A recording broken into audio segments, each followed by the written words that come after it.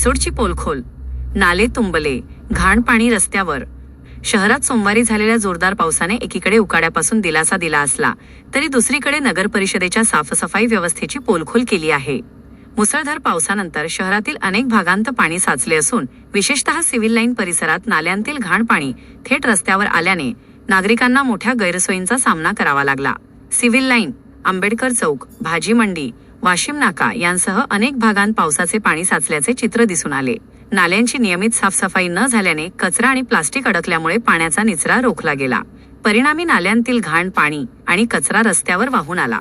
अनेक ठिकाणी रस्त्यांवर कचऱ्याचे साम्राज्य पसरल्याने दुर्गंधी निर्माण झाली असून नागरिकांच्या आरोग्याचाही प्रश्न ऐरणीवर आला आहे. पावसाळ्यापूर्वी नाल्यांची प्रभावी साफसफाई करण्यात आली असती तर ही परिस्थिती उद्भवली नसती, अशी तीव्र नाराजी स्थानिक नागरिकांनी व्यक्त केली आहे. दरम्यान या पावसामुळे शेतकरी वर्गामध्ये समाधानाचे वातावरण आहे. खरीप हंगामाच्या तयारीत असलेल्या शेतकऱ्यांना या पावसामुळे दिलासा मिळाला. महाभूमी डिजिटलसाठी संदीप पवार, रिसोड.